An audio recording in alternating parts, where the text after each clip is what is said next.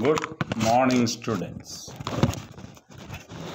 Today we are going to discuss about the salary and the means of income for the officials of the kings in the medieval period. The kings would not be able to pay the salary for all the employees of the kings. So what the kings used to do, kings used to give land area to the ministers or the secretaries or other officials of the king. The ministers could use that land, cultivate materials, sell them and get money. So, in one of the documents in Tamil Nadu, we could find the authority letter for an employee for the land.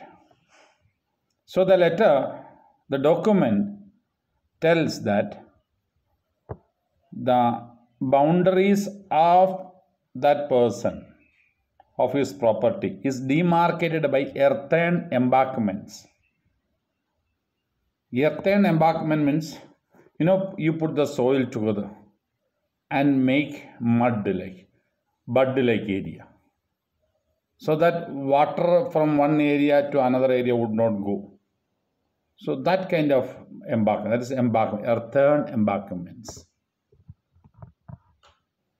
And in villages you might have seen on earthen embankments, the owners may plant thorny bushes. It is done to defend the property from the entrance of cattle into others' field. So those kind of activities were permitted or were being done by the persons who got the land. And the land that was given to the person would contain fruit-bearing trees, mangoes, chicus, jackfruits, apple, orange, anything, any of the trees which were bearing fruits may be there in that land. That is the ownership of that land will go to the person who got the land. Then the water in the land, gardens, orchards, trees, wells, open spaces, pasture land for grazing the cattle. If that officer is having cows and buffaloes or horses, he needs pasture land, area for providing grass for the animals. They can go and eat such areas. Then village will may be there. If a person is a high officer, he might have got big areas like 2,000 or 3,000 or 100 crores or something like big area. So naturally there may be villages. And hills may be there in the villages.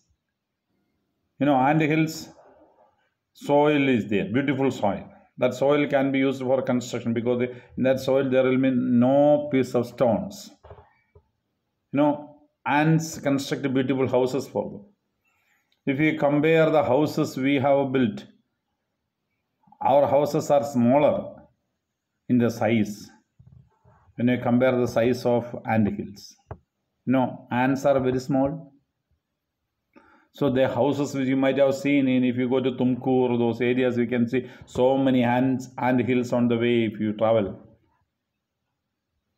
So those ant hills have big height comparing with our height with the ants.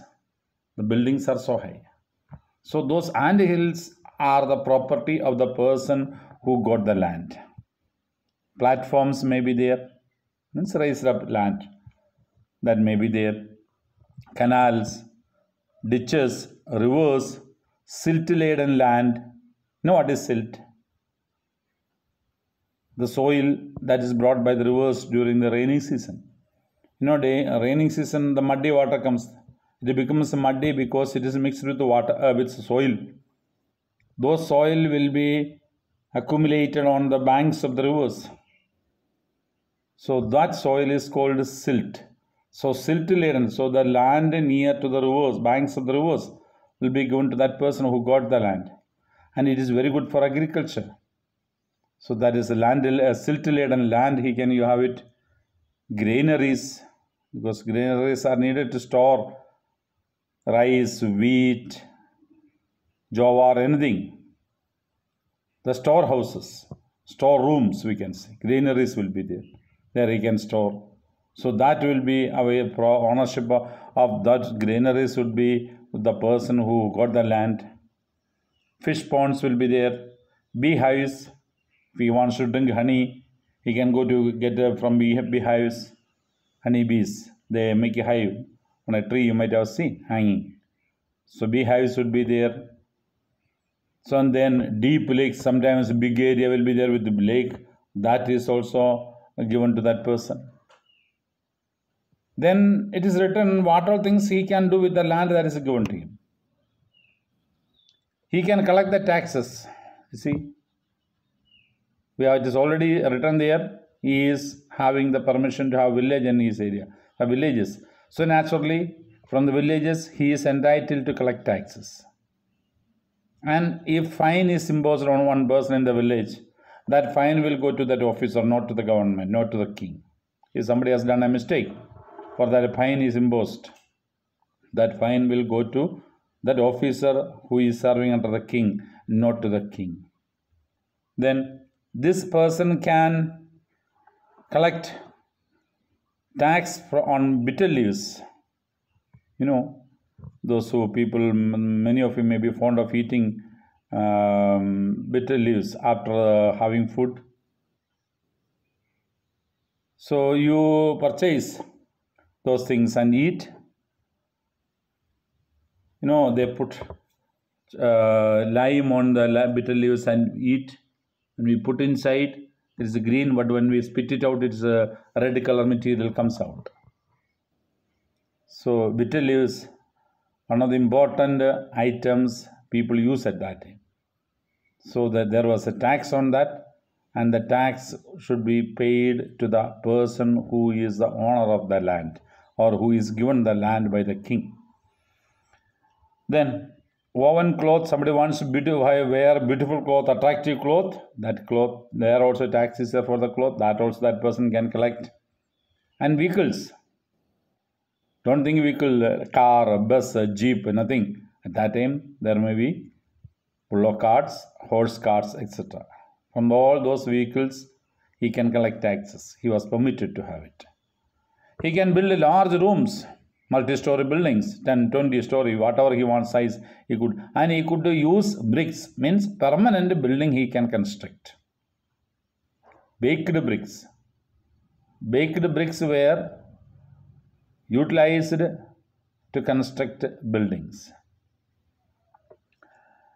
Pasture lands, and woven cloth as well as vehicles. He can build large homes with upper stories made of baked bricks. He can get large and small wells dug. If he wants for irrigation, he wants wells, he can make wells, dig wells. That is permitted to him. He can plant trees and thorny bushes. That also was given to him. If necessary, he can get canals constructed. Why do we want canals? To take water from one place to another. So he is authorized by the governmental rules and regulations, or the king's rules and regulations, to construct a canal through his land, so that water can be taken to different places.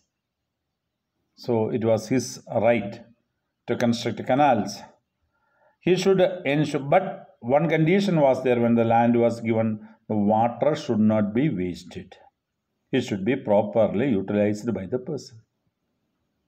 So these are the documents available in the medieval period. There are some other persons. We see a person named Kalhana. He has written about the kings of Kashmir. And there he writes how kings managed finance, how did the king get money, how did the king relate with others, and what was the behavioral pattern of the king. And how did he write all those things? He got it from written from, or got information from the eyewitnesses, means persons who were with the kings, or some documents, written inscriptions. From all those things he got information and wrote it. This is what we must. The prashastis, written documents are available. Now in the medieval period, kings wanted money. See, agriculture was a main source of income.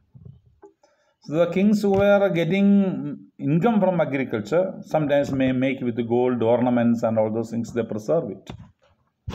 Kings used to make. So those materials with gold would be preserved. Sometimes people offer them to temples also. Rich people offer offerings to God. And most of the offerings would be kept open in the temples because people are afraid to take materials from the temple because God would be unhappy. If God is angry and unhappy, the person who takes the material from the temple would have a lot of problems. So people would not steal the materials from the temples. So many times the temple property would be kept open. So that was situations. And each king, they used to fight each other. One king used to go to others' area and fight because he wants money. He had no other intentions. He wanted to get the property of others. So warfare would take place for wealth. Loot the wealth of the kings. The palace they enter. Whatever all the resources are available, they loot. Sometimes they may not stay there. They may not rule that area. They will only loot and come out. There are stories like that. We can see one other person named from Afghanistan named Ghazni. He has come to India many times. Around 17 times it is said he has come to India and took the wealth of India. Because as I have already told you, the temples were kept open.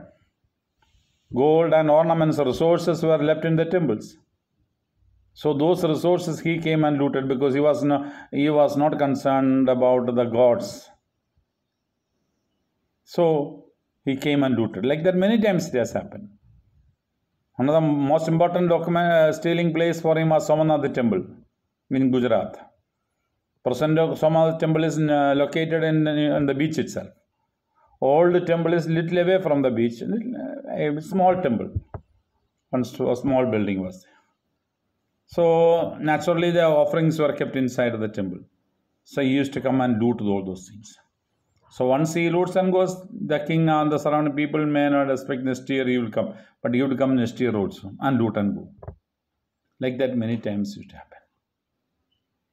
Because Afghanistan is not having much resources.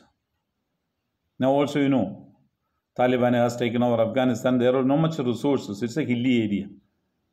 Agriculture is possible, but resources are comparatively less than any other areas. This fertility of the soil is not so much. So that is, he has come from Afghanistan. And the money that he has got from looting India has constructed beautiful palaces there in Afghanistan. Then we come to another person named Muhammad Ghori. Ghazni is a place name in Afghanistan. That is, Ghazni was the area where he would rule. And this Muhammad had a control of areas in Iran also.